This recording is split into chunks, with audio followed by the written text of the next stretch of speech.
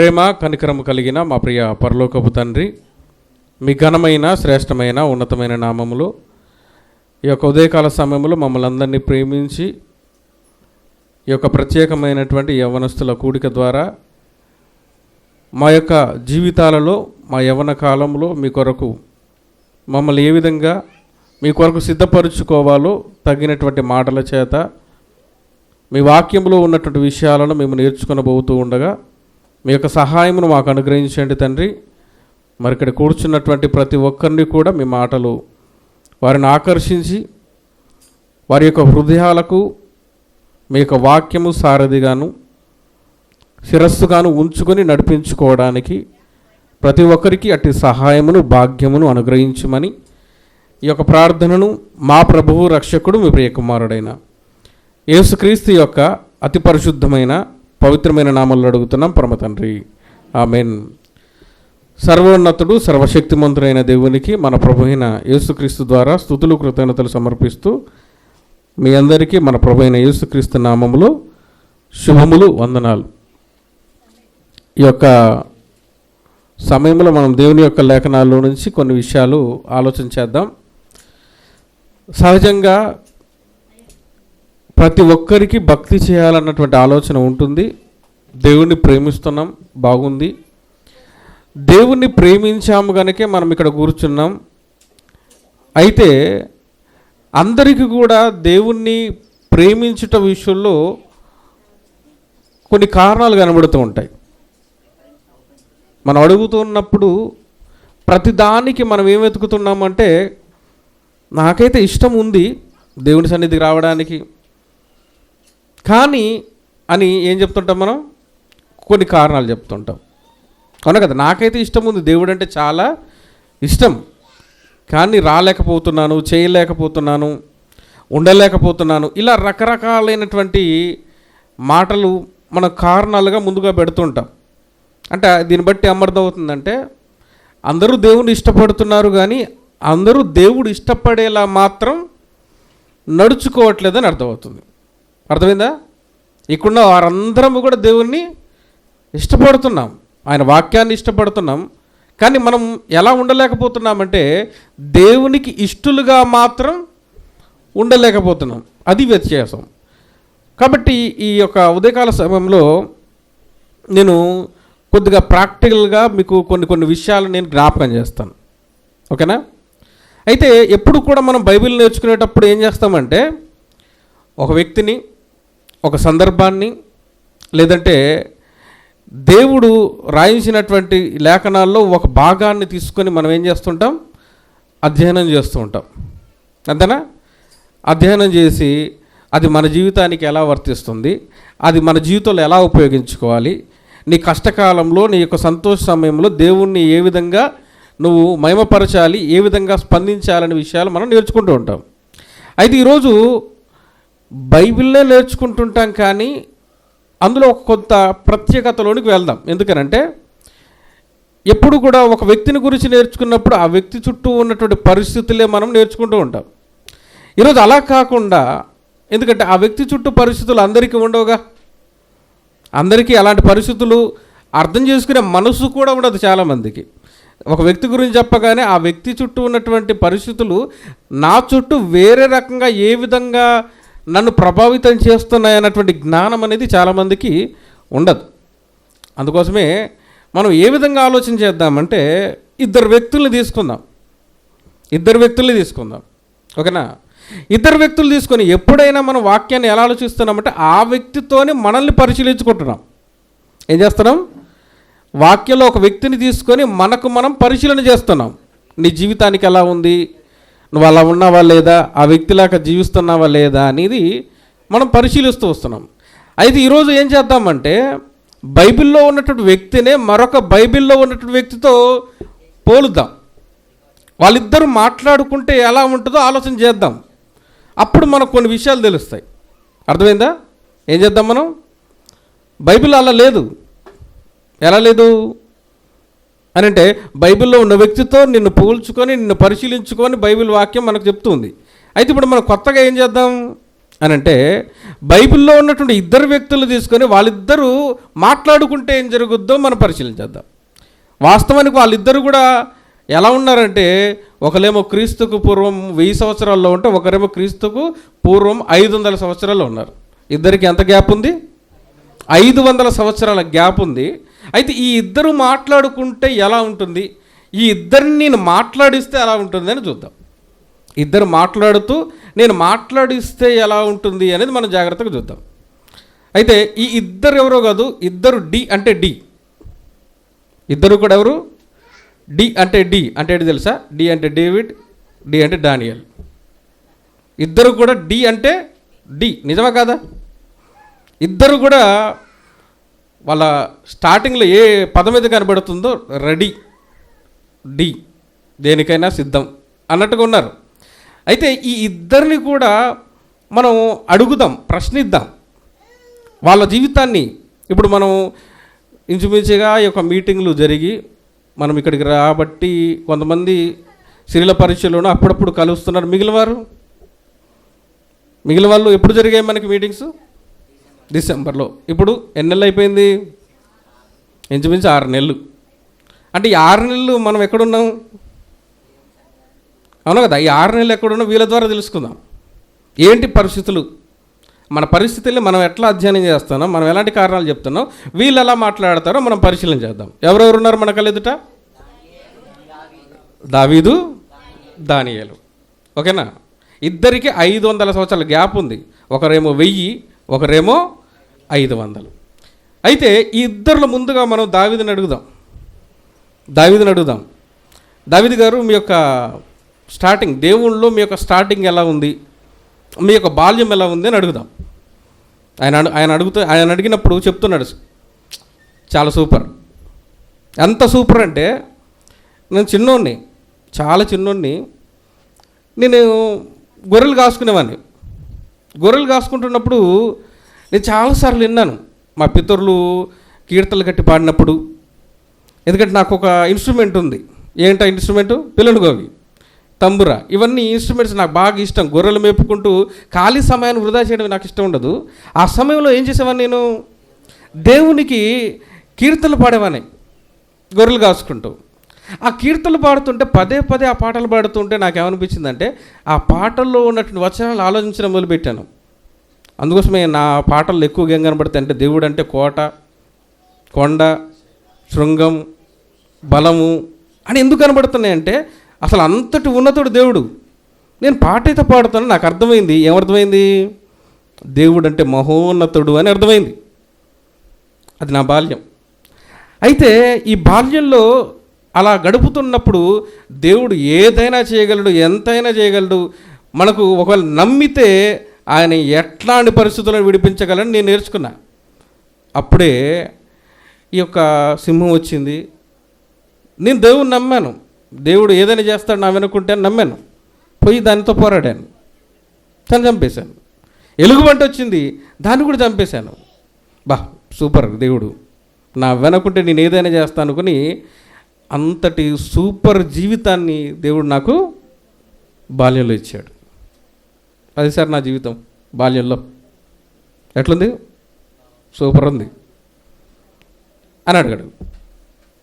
తర్వాత దానియేలుని అడిగాడు, ఏంటి దానియేలు, నీ బాల్యం ఎట్లుంది చెప్పు ఒకసారి అని. అంటే నా బాల్యం ఏమి లేదు సార్, నేను అందరిలాగే పిల్లల్లాగే నేను కూడా దైవ ధర్మశాస్త్రము ఏదో ఒకటి నేర్చుకుంటూ ఆదివారం చర్చికి వెళ్తూ విశ్రాంతి దినంలో మా ఇంట్లో చిన్నపిల్లలాగా, అంటే అది చూపించి నాకు ఒక 10-12 సంవత్సరాలు ఉంటాయి. అప్పుడు ఆ 10-15 సంవత్సరాల్లో మేము ఆడుకుంటూ ఉంటుంటే సడన్గా ఒకరు వచ్చారు సార్, మమ్మల్ని పట్టుకున్నారు, ఈడ్చుకుపోయారు, బట్టలు ఇప్పేసి ఈడ్చుకొని పోయారు.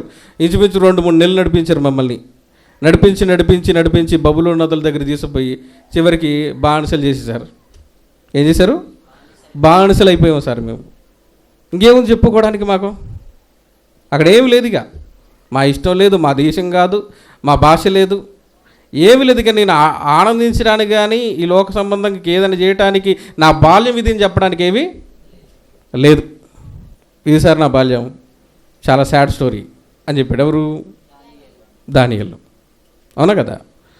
ఇప్పుడు ఈ రెండిట్లో మనం పరిశీలన చేస్తే ఏమర్థమవుతుంది మనకి? ఒకరేమో చాలా ప్రశాంతంగా వాళ్ళకి నచ్చినట్టుగా జీవనం జీవించడానికి అవకాశం ఉంది, దేవుణ్ణి పొగుడుతూ ఉన్నాడు. మరొక వ్యక్తి అసలు అవకాశమే లేదు. అంతే కదా. మొదటిలో మనం అడిగిన ప్రశ్నకి ఒక వ్యక్తికి ఎంత మాత్రము కూడా స్వేచ్ఛ లేదు, ఆయన ఇష్టము చెప్పడానికి వీలు లేదు, ప్రతిదీ కూడా ఆయన ఇష్టం అంటే ఏమి లేదు. ఎవరిది? దానియేలుది. కానీ దావీదు అలా లేదు. బాల్యంలాగా గడిచిపోయింది. బాల్యము మన బాల్యం కంటే గొప్పగా గడిచిపోయింది. ఇది వీళ్ళిద్దరి మధ్య ఉన్నటువంటి వ్యత్యాసం. మళ్ళీ అడుగుదాం, మీ లైఫ్ ఎలా ఎండ్ అయిందని అడుగుదాం. అడిగితే దావీదు అంటాడు, నేను ఒక ఐకాన్, ఇజ్రాయెల్ దేశానికి నేను ఒక ఐకాన్, నా పేరు చెప్పంది ఎవరు ఏం మాట్లాడలేరు. ఎందుకంటే అంత గొప్ప పేరు ఎవరు ఇచ్చారు? నాకు దేవుడు ఇచ్చాడు. ఎందుకంటే నా పేరు ఏంటిది? King David. కింగ్ డేవిడ్ అంటే అసలు తెలియని వాళ్ళు ఉన్నారా? అది సార్ నా లైఫ్. సూపర్ ఎండింగ్ నాది. ఎట్లుంది? సూపర్ ఎండింగ్ ఉంది. దేవుడు నన్ను బాగా వాడుకున్నాడు. బాల్యంలో ఉన్నప్పుడే నేను దేవుడిని నమ్ముకున్నాను కదా. ఒకరోజు యుద్ధానికని మా అన్నలు వెళ్ళిపోయారు, నేను కూడా వెళ్ళిపోయాను. అన్నం తీసుకెళ్ళడానికి వెళ్ళాను. ఆడికి వెళ్ళిన తర్వాత నీకేం పని వెళ్ళిపోరా అన్నారు. యుద్ధం చూద్దామని నేను వస్తే వాళ్ళని వెళ్ళిపోమన్నారు. అవతల నుంచి ఒకడు వచ్చేసి తొడగొడుతున్నాడు. ఈడెవడో తొడగొడుతున్నాడు, ఇంత ఎత్తున్నాడు అని చూస్తే దమ్ముంటే రారా అంటున్నాడు ఆడు. పైగా దేవుణ్ణి తిడుతున్నాడు. నాకు బాగా కోపం వచ్చింది. ఎవరు కూడా సైలెంట్గా ఉండేసరికి రాజు దగ్గరికి వెళ్ళాను. నేను ఢీ కొడతాను. నువ్వు కొట్టగలవా అంటే, ఢీ కొట్టడానికి రాయి చాలు సార్, నేను అవసరం లేదని చెప్పాను. కొట్టాను. అక్కడి నుంచి దశ మారిపోయింది సార్. అక్కడి నుంచి తిరిగి చూస్తే 40 సంవత్సరాలు నేను కింగ్ని. ఇది సార్ నా లైఫ్ ఎండింగ్ మొత్తం సూపర్. ఇప్పుడు దానియేలుని అడుగుదాం. దానియేలు, చాలా స్ట్రగ్లింగ్లో ఉన్నావు కదా నువ్వు. ఇంతటి స్ట్రగ్లింగ్లో గొప్పగా ఉంటుందిలే, నీ ఎండింగ్ ఎలా ఉంది చెప్పంటే, భలేవారు సార్, దేవుడితో ఎండింగ్ ఎట్లా ఉంటుంది? మహాద్భుతంగా ఉంటుంది. ఎంత అద్భుతం అంటే, ఒక 65 సంవత్సరాలు నా పొజిషన్ మారలేదు సార్. ఎన్ని సంవత్సరాలు? 60 సంవత్సరాలు నా పొజిషన్ మారలే. పైన చక్రవర్తులు మారారు, రాజులు మారారు, కింద సైనికులు మారారు, నాతో ఉన్న మంత్రులు మారారు, అందరూ మారిపోయారు, రాజ్యాలే మారిపోయినాయి, కానీ నా పొజిషన్ మాత్రం మారలే. అది సార్ నా లైఫ్. ఇలాంటి పొజిషన్ ఎవరికైనా ఉంటుందా? ఉందా భూమి మీద? 65 సంవత్సరాలు ఆ పొజిషన్ మారకుండా చుట్టూ ఉన్నటువంటి పొజిషన్ అన్నీ మారిపోయాయి, రాజ్యాలు మారిపోయాయి, చక్రవర్తులు మారిపోయారు, కింద ఉన్నటువంటి మంత్రులు అధికారులు అందరూ మారిపోయారు, కానీ నా పొజిషన్ మాత్రం అలాగే 65 సంవత్సరాలు ఉన్నాయి. అది సార్ దేవుడు నాకు ఇచ్చినటువంటి ఆధిక్యత. ఇక నా గురించి చెప్పాలంటే, నా ఫోటో, నా పేరు అనుకుంటే నా పక్కన గుర్తొచ్చేది ఏడిది? ఏమేస్తారు? బొమ్మ ఏమేస్తారు? అది చాలామంది చెప్పుకుంటారు సార్. ఎవరని ఏమని చెప్పుకుంటారు? కాదు, మనుషులు చెప్పుకుంటారు కదా. ఏమని? నేను సింహాన్ని, పుల్ని అంటారు కదా, అవి నా పక్కనే ఉంటాయి. ఇది సార్ నా లైఫ్ అన్నాడు. దానియేలు సూపర్. ఎందుకంటే అలాంటి స్థితి నుండి ఈ స్టేజ్కి వచ్చామంటే చాలా అద్భుతమే జరిగింది ఈ జీవితంలో. ఎండింగ్ మాత్రం సూపర్. అయితే మరి మీ జీవితంలో జరగకూడని ఏమైనా జరిగినాయా డేవిడ్? ఎందుకు అడుగుతారులే సార్, అదొక్కటి అడగండి. ఆ ఒక్కటి తలుచుకుంటే నాకు చాలా భయంకరంగా ఉంటుంది. ఎందుకని అని అంటే, ఇప్పటికీ మర్చిపోలేకపోతున్నా సార్. ఏంటిది? ఒకరోజు యుద్ధం జరుగుతుంది, అందరూ యుద్ధానికి వెళ్ళిపోయారు, నేను మాత్రం ఇంటికాడ ఉన్నాను. ఆ రోజు ఎందుకు ఇంటికున్నానో, ఇంటి దగ్గర ఉన్నా నాకు అర్థం కావట్లే. అప్పుడు పక్కింట్లో ఒక అమ్మాయి స్నానం చేస్తుంది, ఎవరా అని చూశాను. అక్కడి నుంచి తల దిప్పుకోలేకపోయాను. చివరికి తల దిప్పుకోలేకుండా ఎవరా అని అడిగాను, ఆమె గురించి తెలుసుకున్నాను, ఇంటికి రప్పించుకున్నాను, వెళ్ళిపోయింది. అయిపోయిందిలే అనుకున్నా. 3 నెలల తర్వాత వచ్చింది అమ్మాయి. అన్నది, నాకు 3 నెలలు అంది. మీ ఆయన ఏడన్నా? ఆయన వెళ్ళి 6 నెలలు అయిందంది. ఇప్పుడు ఏం చేయాలి? నేను ఆయన వెళ్ళి 6 నెలలు, ఒక 3 నెలలు అయితే బాగాలేదని ఏం చేశాను, మీ ఆయన పిలిపించాను, ఎన్నో రకాల ప్రయత్నం చేశాను, మొత్తానికి లేపేశాను. అంతా అయిపోయిందిలే, సెటిల్ అయిపోయిందిలే అనుకునేసరికి ఒక ప్రవక్త సార్ వచ్చాడు. ఏం చేశాడు? టీవీ న్యూస్లో వేసినట్టుగా నా పేరుని బహిరంగంగా వేసాడు. ఇంకా చేసేదేం లేముంది, ఇంకా దేవుడు తెలుసు కాబట్టి నేను ఒప్పుకున్నాను సార్. అది జరగకపోయి ఉంటే ఇక నా లైఫ్ ఎంత బాగుండేదో. ఆ ఒక్కటి మాత్రం నాకు మచ్చలాగా మిలిగిపోయింది. అంటే దీనికి కారణం ఏమై ఉంటుంది దావీద్ గారు? ఎవరి కారణం అంటానికి లేదు సార్. ఎందుకంటే నా చుట్టూ ఎవరన్నా పాస్టర్స్ ఉన్నారు, చర్చ్ ఉంది, ఆ తర్వాత బిలీవర్స్ ఉన్నారు, అవునా కదా, అందరూ ఉన్నారు. మంచి వర్షిప్ సెంటరే నా చుట్టూ ఉంది. కానీ తప్పు జరిగింది. ఇంత వర్షిప్ సెంటర్ నీ చుట్టూ ఉండి తప్పు ఎట్లా జరిగింది? తప్పు వాళ్ళది కాదు సార్, నాదే. ఎవరిని అంటానికి లేదు. ఎవరు తప్పిది? అది. ఇప్పుడు చెప్పండి, మనం ఏ బ్యాచ్ చెప్పండి? మోస్ట్ ఆఫ్ చాలామంది ఎలాంటి స్థితిలో ఉంటారు? చుట్టూ ఏముంది? వర్షిప్ సెంటరే, అవునా కదా. వర్షిప్ సెంటర్ రాకపోయినా పిలిచే బ్యాచ్ ఉంది మనకి, అంతే కదా. వర్షిప్ సెంటర్కి రాకపోయినా రారా బాబు, వినరా బాబు, నేర్చుకోరా బాబు, ఎగ్జామ్ రాయరా బాబు, ఏదో ఒకటి దేవుళ్ళు ఆనందించరా, అనుభవించరా అని చెప్తుంటే మనం ఎలాంటి బ్యాచ్? గోడ మీద అటు ఇటు తిరిగే బ్యాచ్, దావీదులాగా. కొద్దిసేపు అలా, కొద్దిసేపు ఇలా. అంటే ఇంత వర్షిప్ సెంటర్ ఉన్నా కానీ ఏం చేయలేకపోతున్నారు వీళ్ళు? ఏం చేయలేకపోతున్నారు? పాపాన్ని జయించలేకపోతున్నారు. అదొక్కటి సార్, అదొక్కటి అయి ఉంటే నా లైఫ్ ఇంకా బాగుండేది. ఇప్పుడు దానియల్ని అడుగుదాం. దానియల్, నీ లైఫ్ ఎలా గడిచిపోయింది? మధ్యలో ఇలాంటివి ఏమైనా ఉన్నాయా అని అంటే, అదేంటో సార్, దేవుడు నా వెనక చాలా అద్భుతం చేశాడు. ఇప్పుడు నా ఇంచుమించుగా నేను 80 సంవత్సరాలు గడిపేశాను. ఈ 80 సంవత్సరాల్లో నా గురించి 12 అధ్యాయాలు రాశాడు సార్ దేవుడు. ఈ 12 అధ్యాయాల్లో ఒక్క తప్పు లేదు నాది. ఈ 12 అధ్యాయాల్లో ఒక్క తప్పు లేకుండా చేశాడు దేవుడు. దేవునికి స్తోత్రం అన్నాడు. అంటే ఒకవేళ నీ చుట్టూ ప్రతి ఒక్కరు కూడా వర్షిప్ చేసేవాళ్ళు బిలీవర్స్ ఉన్నారేమో, భలేవారు సార్. నా చుట్టూ అంతా అన్యులు.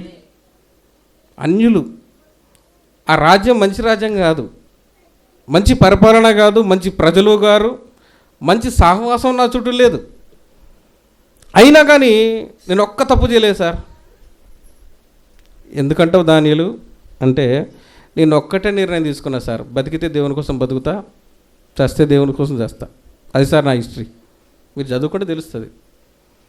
ఇలాంటి స్టేజ్లో కూడా నేను బతికితే దేవుని కోసం బతుకుతా, చస్తే దేవుని కోసం చేస్తా. ఈసారి నేను చెరలోకి వెళ్ళిపోయినప్పుడు తీసుకున్న నిర్ణయం, ఆ నిర్ణయమే నన్ను ఏం చేసింది? కాపాడేది. అది వీళ్ళిద్దరి మధ్య ఉన్నటువంటి డిఫరెన్స్. అంటే ఒకరికి దేవుని సహవాసానికి అసలు అవకాశమే లేదు, దేవుని ప్రజలతో సహవాసమే లేదు, లేదంటే దేవుని ఐక్యత కానీ, సహవాసం కానీ, ఫెలోషిప్ కానీ, ప్రార్థన మందిరము కానీ ఏది కూడా లేదు. ఇప్పుడు మనం ఏం చెప్తాను చెప్పండి? ఈ 6 నెలలు ఏంటి లైఫ్ చెప్పండి? ఏంటి మన లైఫ్? ఎన్నిసార్లు దావీదులాగా దొంగ చూసామో మనకు తెలియదు, ఎన్నిసార్లు గోడ దూకారో తెలియదు, ఎన్నిసార్లు ఎన్ని భయంకరమైనటువంటి అబద్ధాల్లోకి వెళ్ళారో తెలియదు, ఎన్ని రకాలైనటువంటి మోసాల్లోనికి మనసు చొరబడిందో తెలియదు. ఎవరికి తెలియదు? వాడికి తెలుసు, మాకు తెలియదు. అంటే ఎవరైతే ఇక్కడ సహవాసులు ఉన్నారో వాళ్ళకి తెలియదు, అంతే. అందరికీ తెలుసు. చూసారా? ఇప్పుడు ఈ డిఫరెన్స్ని కనుక మనం పరిశీలన చేస్తూ ఉంటే ఏం అర్థమవుతుంది చెప్పండి మీరు? ఒకరికి చుట్టూ ఉన్నారు, అయినా కానీ ఏం చేయలేకపోయాడు ఆయన? పాపాన్ని జయించలేకపోయాడు. ఒకనొక సందర్భంలో ఈయన చుట్టూ ఏమీ లేవు, కానీ ఏం చేశాడు ఆయన? పాపాన్ని అసలు దగ్గర కూడా రానిలేదు. చూసారా? మనం చెప్తాం, ఏమంటాం?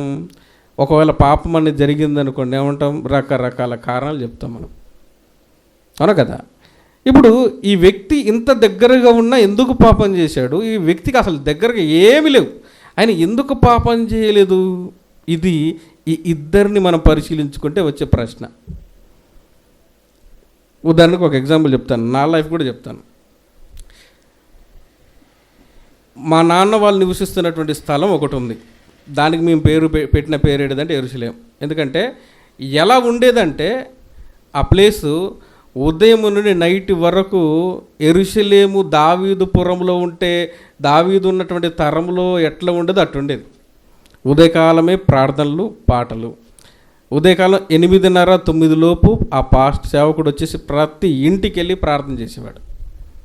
అయిపోయింది. మళ్ళీ సాయంత్రం పనిలోకి వెళ్ళి రాగానే మళ్ళీ ప్రార్థన, వాక్యము, పిల్లలకు పాటలు నేర్చుకోవడం, ఇదే ధ్యాస తప్ప ఇంకొక ధ్యాసే లేదు అసలు. కానీ మేమేమో ఆ ఊరు నుంచి వచ్చేసాము. ఆ ఊరు నుంచి వచ్చేసి మా ఊరు ఎలాంటిదంటే మా ఊర్లో పెద్దగా చర్చి కానీ దేవుడు అని కానీ అభిప్రాయాలే పెద్దగా లేవు. అలాంటి స్థలంలో మేము పెరిగాం. మేము ఎప్పుడైనా సరే చిన్నతనంలో ప్రతి సంవత్సరం వెళ్ళేవాళ్ళం, సమ్మర్ మొత్తం వెళ్ళేవాళ్ళం. అలా వెళ్ళినప్పుడు మాకు సిగ్గు అనిపించేది. అసలు సండే స్కూల్ రోజు జరిగేది, వెళ్ళాలంటే సిగ్గు. ఎందుకంటే భయం, మాకేం రావుగా. వాళ్ళు కంఠత వాక్యాలు రోజు నేర్చుకునే వాళ్ళు చెప్పేవాళ్ళు. సమ్మర్ మొత్తం ఎలా ఉంటుంది పరిస్థితి, మాకేం రావుగా, తప్పించుకునే ప్రయత్నం చేసేవాళ్ళు. ఇక వాళ్ళు మీటింగ్స్ పెడితే ఎట్లా ఉంటుందంటే ఆ ఊరిలో వాళ్ళకు ఉన్నటువంటి కూతుళ్ళు, కొడుకులు, బంధువులు అందరూ ఒక ఇంట్లోనే 30-40 మంది జాయిన్ అయ్యేవాళ్ళు. అలా ఇంటింటికి వస్తే ఎట్లుంటుంది, అసలు చాలా అద్భుతంగా ఉంటుంది కదా. కానీ మాకు మాత్రం ఎట్లా అనిపించేది, సిగ్గుగా అనిపించేది. అన్ని గంటలు దేవునితో గడపడానికి కొద్దిగా ఇబ్బందిగానే అనిపించేది. అలాంటి సిచ్యువేషన్ మాకు వాళ్ళకు ఉండేది. కానీ ప్రస్తుత పరిస్థితి చూస్తే ఇంచుమించుగా ఆ ఊరికి నేను వెళ్ళక 8 సంవత్సరాలు అవుతుంది. ఇంకా 8 సంవత్సరాలుగా నేను ఆ ఊరికి వెళ్ళలేదు. ఈ 8 సంవత్సరాల తర్వాత కొంతమంది ఫోన్ చేసి ఎప్పుడు రావట్లేదు, ఒకసారి రావచ్చుగా అని అడిగారు. నేను అన్నాను, ఒకటే మాట అన్నాను, నేను ఎక్కడికైనా రావాలంటే అక్కడ వాక్యం వినేవారు ఉండాలి. వాక్యం వినే భక్తుడు ఉన్నాడంటే ఆ ఒక్క మాట అడగొద్దన్నారు. ఆ ఒక్క మాట ఇప్పుడు అడగొద్దు. అలాంటి భక్తులు ఇక్కడ ఎవ్వరు కూడా. అంటే ఏ స్టేజ్ నుంచి ఏ స్టేజ్కి వచ్చారు వాళ్ళు, అవును కదా, ఏ స్టేజ్ నుంచి ఏ స్టేజ్కి వచ్చారు. ఇక మా సిస్టర్ అయితే ఎంతలా లీనమైపోయేదంటే ఆ లీనములో ఉంటూ ఒకరోజు దేవుని వాక్యం వింటూ తాగుబోతులు దేవుని రాజ్యానికి వారసులు కాదంటే నైట్ మొత్తం 3 రోజులు ఏడ్చేసింది. మా నాన్న దేవుడు రానియడట అని. ఎందుకని, మా నాన్న తాగుబోతు కాబట్టి. మా నాన్న తాగుబోతు, ఇట్లనే తాగితే మా నాన్న దేవుడు పరలోకం రానీయుడు అని 3 రోజులు ఏడ్చింది. మా నాన్న రానీయుడు అంటారు దేవుడు. ఇప్పుడు ఆమెకి వెళ్ళి వాక్యం చెప్దామంటే ఎప్పుడు దేవుడు అంటావు, ఎందుకన్నా వదిలే. ఆ స్టేజ్ నుంచి ఈ స్టేజ్ కిందకు వచ్చారు, అది వాళ్ళ స్టేజ్. ఆ తర్వాత ఎప్పుడైతే ఒక 12 సంవత్సరాలు ఆ వయసు నుండి దేని వైపు నా దృష్టి మళ్ళిందో అక్కడి నుంచి రోజు రోజుకి దేవుని ఎడల ఉన్నటువంటి భక్తి కానీ ఆసక్తి కానీ విశేషంగా పెరిగింది నాకు. తర్వాత ఇప్పుడు చూస్తే అసలు మా చుట్టూ అలాంటి వాతావరణమే లేదు. కానీ ఇప్పుడు వచ్చి చూస్తే మా ఊరికి వచ్చి అడిగితే ఎలాంటి సాక్ష్యం ఇస్తారో మీరే చూస్తారు. అలాంటి స్టేజ్కి ఎందుకు వచ్చామంటారు చెప్పండి, ఏంటి డిఫరెన్స్? ఎందుకు చెప్తున్నానంటే ఇద్దరిని ప్రాక్టికల్గా చూపించాను, లైవ్లో నన్ను కూడా చూపిస్తున్నాను. అన్నా కదా, ఇద్దరిని ప్రాక్టికల్గా చూపించాను.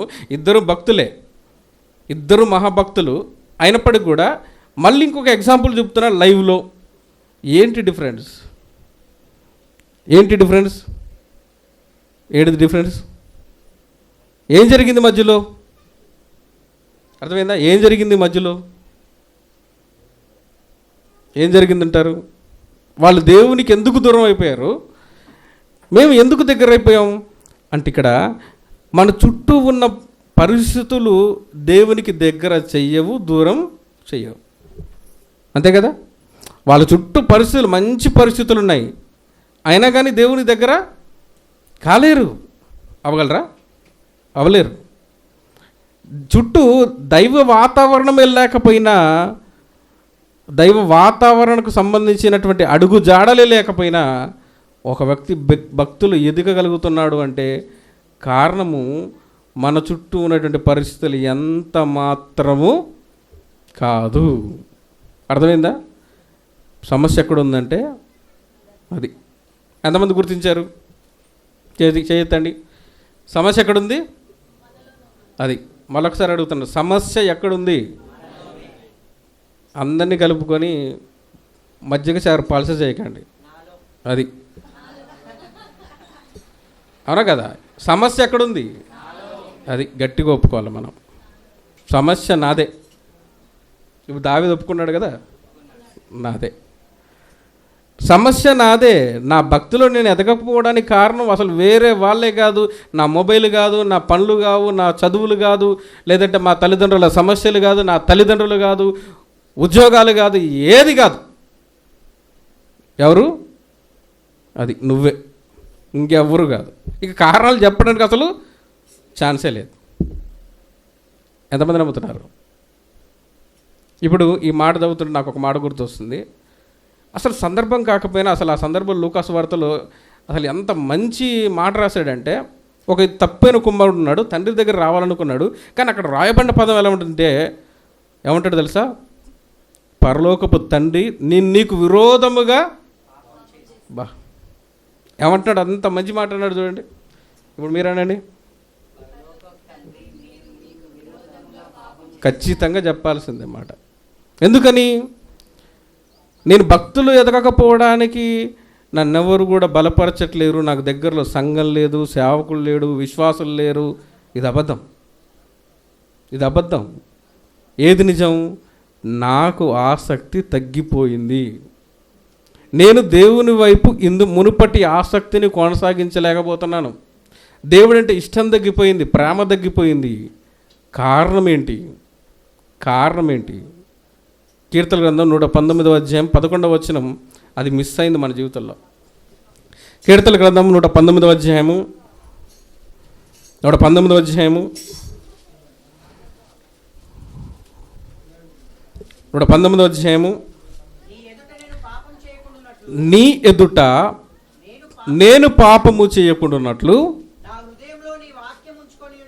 నా హృదయములో నీ వాక్యము ఉంచుకొని ఉన్నాను అంటున్నాడు భక్తుడు. మనము దేవుని సన్నిధికి దూరం అవ్వటానికి కానీ, దేవుని సన్నిధి లేకపోయినా దేవునికి దగ్గర అవ్వటానికి ప్రధానమైన కారణం ఏంటి తెలుసా? అయితే నీలో వాక్యము పనిచేస్తూ ఉండాలి, లేదా నువ్వు వాక్యాన్ని విడిచిపెట్టే ఉండాలి. అంతే కదా? ఇప్పుడు దానియేలు ఏం చేశాడు? వాక్యమును గట్టిగా పట్టుకున్నాడు. దేవుని యొక్క వాక్యమును, ఆజ్ఞల్ని గట్టిగా పట్టుకున్న వ్యక్తి ఎవరు? అంతే. ఇక చుట్టూ ఏం లేవు, ఆయన చుట్టూ ఏ పరిస్థితులు. అవును కదా? దేవుని వాక్యము అతని యొక్క హృదయములో ఉంది. అంతే. ఆయన ఒకటే అనుకున్నాడు, దేవుని వాక్యము నా హృదయములో ఉండగా నేను ఎన్నడూ కూడా దేవుళ్ళ నుండి తొలగిపోను. నా నుండి తొలగిపోనివ్వటానికి నేను అవకాశమే ఇవ్వను.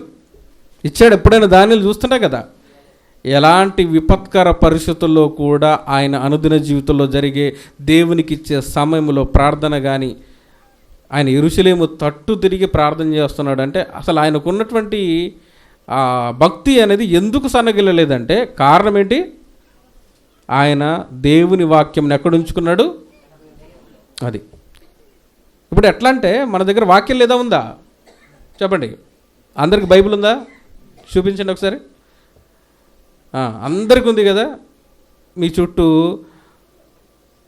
మన సహవాసంలో ఉన్నటువంటి స్నేహితులు లేకపోవచ్చు, రోజు మీకు ఫోన్ చేయకపోవచ్చు, అంతే కదా? లేదంటే మన చుట్టూ సరైనటువంటి సత్యవాక్య సంబంధమైన చర్చి కానీ, బిలీవర్స్ కానీ, సేవకులు కానీ లేకపోవచ్చు. కానీ నీ దగ్గర ఏముంది? సత్యం ఉంది, వాక్యం ఉంది. అవును కదా? సత్యవాక్యం ఉంది కదా. మరి ఏది ప్రాముఖ్యం? మన చుట్టూ ఉండటం, మనతో ఉండటం వాక్యమే కదా. మరి అది నీతో ఉండగా నీకు దేవుని సన్నిధికి దూరం అనే ఆలోచన కానీ, కారణాలు చెప్పుకునే అవకాశం కానీ, అలాంటి పరిస్థితులు కానీ ఎందుకు వచ్చాయంటారు అని అంటే, మనం ఏం చేసామని చెప్పనా? వర్షం వస్తుందని ఒక వ్యక్తి ఒక కవర్లో ఒకటి పట్టుకొని ఉరుకుతున్నాడు. వర్షం వస్తుందని వెళ్తున్నాడు. వెళ్ళిన తర్వాత పోయి ఆ కవర్లోంచి గొడుగు తీసి గొడుగు తడిచిందా లేదా అని చూస్తున్నాడట. ఏం చేస్తున్నాడు? గొడుగు తడిచిందా లేదా అని. సేమ్ యాస్టీస్. గొడుగే కలర్లో ఉంటుంది, బ్లాక్ ఉంటుంది కదా. ఇదే గొడుగు అనుకోండి, ఈ గొడుగును ఏం చేస్తున్నాం మనం? ఆ విధంగానే వాడుతున్నాం. అందుకే వర్షం నుంచి కాపాడేది గొడుగు, ఆ గొడుగే తడుస్తుంది అనుకుంటే నిన్ను కాపాడేది వాక్యం. దీన్ని ఎలా మలుస్తున్నాం మనం? గొడుగులాగా మడతపెట్టి కవర్ పెట్టి మంచిగా జిప్పేసి ఒక్క పేపర్ నలగకుండా, అవునా కదా, మనం దాచిపెట్టుకుంటే నీ హృదయంలోకి వాక్యం ఎట్లా వస్తుంది? అదే కదా, నీ హృదయంలోకి వాక్యం ఉంటే నీ చుట్టూ ఎవ్వరు లేకపోయినా అసలు సమస్య లేదు, అసలు నిన్ను పడగొట్టేది ఏది లేదు. అలాగే మాకేమైనా నేర్పించిన వాళ్ళు ఉన్నారా? దేవుని అంటే నీకు ప్రేమ ఉంటే అన్నీ వస్తాయి, అన్నీ నేర్చేసుకుంటావు, అంతా మార్చుకుంటావు. ఒకరు చెప్పాల్సిన అవసరం లేదు. నేను దేవునికి ఇష్టడుగా ఉండాలంటే ఏం చేయాలని నువ్వేం చేసుకుంటావు? పరీక్ష చేసుకుంటావు, నీ అంతటి నీవే టెస్ట్ చేసుకుంటావు. కానీ మనం ఎందుకు చేసుకోలేకపోతున్నాం అంటే ఈ టెస్టింగ్ కిట్ని అసలు వాడట్లా. ఏంటిది? బైబిల్ అసలు వాడట్లేదు మనం. అందుకోసమే మనం మన చుట్టూ ఒక మంచి సాధన మన చేతిలో ఉంది, కానీ సాధనాన్ని వాడలేని స్థితిలో ఎవరున్నారు? మీరున్నారు. అంతే తేడా. అది కనుక మీరు వాడగలిగితే కత్తిని పదును పెట్టినట్టే ఏం చేస్తుంది? మీ జీవితాన్ని కూడా పదును పెడుతుంది. మీ మాట, మీ చూపు, మీ ఆలోచన, మీ నడవడిక, ప్రవర్తన సమస్తం కూడా ఏం చేస్తుంది? బైబిల్ మండిస్తుంది.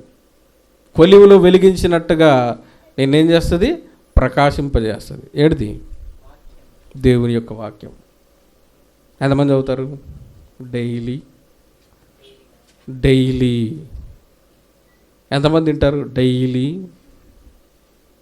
తినరా ఎవరు? ఎంతమంది తింటారు డైలీ? ఎంతమంది చదువుతారు డైలీ? శరీరానికి ఆహారం ఉంది, ఆత్మకు ఆహారం లేదు. అందుకోసం మీరు అనేకులు బలహీనులు, రోగులు, చాలామంది మృతులే, నిద్రిస్తున్నారు. ఎందుకు? కారణం ఒకటే. ఏడిది అని అంటే నీలోనికి పాపము రాకుండా ఉండటానికి ఒకే ఒక సాధనం ఉంది, అది వాక్యం. అయితే ఆ వాక్యం ఎక్కడ లేదు? బైబిల్లో ఉంది, నీ ఇంట్లో ఉంది, నీ మొబైల్లో ఉంది, కానీ ఎక్కడ లేదు? అది ఎక్కడ లేదు? అది హృదయంలో లేదు. అందుకోసమే ఏం వెళ్తుంది మనల్ని? యవ్వనస్తులు నేలేదేంటిది? పాపమే. యవ్వనస్తుల బలము వాక్యమై ఉండాల్సింది. బలహీనత, లోకములో ఉన్న బలహీనత అంతా ఎక్కడికి వచ్చేసింది? యవ్వనస్తులోకి వచ్చి అది బలంగా మారిపోయింది. ఇది నేటి కాలపు సంఘములో ఉన్న పరిస్థితులు. అది ఎవరైనా కావచ్చు, యవ్వనస్తులు కావచ్చు, బైబిల్ చదవగలిగిన ప్రతి వ్యక్తి, చదవలేని వ్యక్తికి కూడా చెప్తున్నాను, చదవలేని వ్యక్తికి కూడా వాక్యమే ఆధారం కదా. మరి ఇప్పుడు ఇలాంటి పరిస్థితుల మధ్య దానియేలు చూస్తే మీకు ఏమర్థమవుతుంది? దానియేలు చూస్తే ఏమర్థమవుతుంది? మనం నేర్చుకుంటానికి ఒక మాట చెప్తాను నేను. మీ గురించి మీరు ఆలోచించుకోవట్లేరు, కానీ మీ గురించి ఆలోచించే వ్యక్తులు ఉన్నారు. ఎవరు వాళ్ళు? చెప్పండి. మీ గురించి మీరు ఆలోచించుకోవట్లేరంటే అర్థం ఏంటి? నా బలహీనత ఏంటి, నా పరిస్థితి ఏంటి, నేను ఎక్కడైనా ఆగిపోయినా లేదా, నేను దేవుళ్ళు ఎదుగుతున్నానా లేదా, ఇది ఎప్పుడు కూడా మీరు ఏం చేయట్లేదు. ఎందుకు ఆలోచన చేయట్లేదు అంటే మీరు బైబిల్ చదవట్లేదు కాబట్టి మిమ్మల్ని మీరు ఏం చేసుకోలేకపోతున్నారు? పరీక్ష చేసుకోలేకపోతున్నారు. కానీ మిమ్మల్ని చూస్తున్నాం, మేము అనుకుంటున్నాం, ఏమనుకుంటున్నాం? వీళ్ళు ఎక్కడ బలహీనపడుతున్నారేమో, వీళ్ళకు ఇలాంటి పరిస్థితులు వస్తున్నాయేమో అని ఎవరి గురించి ఆలోచించాల్సి వస్తుంది? సేవకులు, విశ్వాసుల గురించి ఆలోచించాల్సి వస్తుంది. విశ్వాసులు తమ దగ్గరున్న దానితో తమ జీవితాలను ఆలోచించుకునే స్థితిలో వీరు లేరు. అందుకోసం మీరు ఎవరంటే శిశువులే. అంతే కదా. శిశువులు తమ గురించి ఆలోచించుకోగలరా? ఎవరు ఆలోచిస్తారు? తల్లిదండ్రులు ఆలోచిస్తారు. అంటే ఇప్పుడు మన వాక్య విషయాలు ఎలా మారిపోయాం? మనం శిశువులుగా ఉన్నాం, అలాంటి స్థితిలోకి వెళ్ళిపోయాం. కనుకే మనల్ని పాపం ఏలుతుంది. ఈ యొక్క దానియేలు గ్రంథంలో మొత్తం ఎన్ని అధ్యాయాలు ఉన్నాయి? 12 అధ్యాయాలు ఉన్నాయి. ఈ యొక్క 12 అధ్యాయాల్లో దానియేలు చరిత్ర గురించి మొదటి 6 అధ్యాయాలు, దానియేలు దర్శనాల గురించి మిగిలిన 6 అధ్యాయాలు. 6 మొదటి 6 దేవుని యొక్క దాసుడైనటువంటి దానియేలు చరిత్ర. రెండవది దేవుని యొక్క దర్శనం దాని జీవితంలో లభించటం. 6 అధ్యాయాలు. మొత్తం ఎన్ని అధ్యాయాలు? 12 అధ్యాయాలు. ఈ యొక్క 6 అధ్యాయాలు మనం చూస్తుంటే మొదటగా ఆయన యొక్క వ్యక్తిగత జీవితం ఎలా ఉంది అనేది మొదటి వచనాల్లో, మొదటి అధ్యాయంలో జరుగుతుంది. దేవుని యొక్క పిలుపు లేదంటే దేవుని యొక్క ప్రణాళిక ఏముందో మిగిలిన 6 అధ్యాయాలు కనబడుతుంది. ఒకటి జరిగింది రాశాడు 6 అధ్యాయాలు, రెండవది జరగబోయేది మిగిలిన 6 అధ్యాయాలు రాశాడు. తన జీవితంలో ఏం జరిగింది అనేది మొదటి 6 అధ్యాయాలు, భవిష్యత్ కాలంలో జరగబోయేది మిగిలినటువంటి 6 అధ్యాయాలు. ఇది 6 అధ్యాయాలు. ఇప్పుడు దానియేలు గురించి నేర్చుకున్నప్పుడు మొత్తంగా మనకి ఏం కనబడుతున్నాయి? 6 అధ్యాయాలు కనబడుతున్నాయి. ఈ 6 అధ్యాయాల్లో ఏముంది అని కనుక మనం చూస్తే, మీరు రాసుకుంటే ఈ 6ంటికి మనం కొన్ని ట్యాగ్ లైన్స్ ఇస్తే మనకు అర్థమవుతుంది. వీళ్ళు చెరలోకి వెళ్ళిపోయారు, బబులోనుకు వెళ్ళిపోయారు. యెరూషలేము నుండి బబులోనుకి వెళ్ళిపోయారు ఇశ్రాయేలు లేదా యూదా సంతతి. వెళ్ళిపోయిన తర్వాత ఈ యొక్క మొదటి అధ్యాయంలో రాజు ఏం చేశాడంటే, కొంతమంది బాలుని ఏర్పరిచి జ్ఞానంలో ఎదగటానికి కల్దీయ భాష నేర్చుకొని రాజుకు ఉపయోగపడే విధంగా కొంతమందిని పిల్లల్ని ఏర్పాటు చేయాలనుకున్నాడు. అప్పుడు అందులో ఒక 5 ఏర్పరచబడ్డారు. 5 4 ఎంతమంది? 4 5 మీరు చెప్పాలి. ఎంతమంది? 4 రైట్, బాగుంది, కరెక్ట్ ఆన్సర్ ఇచ్చారు. రైట్. వాళ్ళ పేర్లు ఏంటి? షద్రకు, మేషకు, అబేద్నెగో, దానియేలు. ఓకే, షద్రకు, మేషకు, అబేద్నెగో, దానియేలు 4. ఓకే, వీళ్ళకు పేర్లు మార్చారు. దానియేలుకి పేరేంటి? దానియేలుకి పేరేంటి? బెల్తెషాజర్.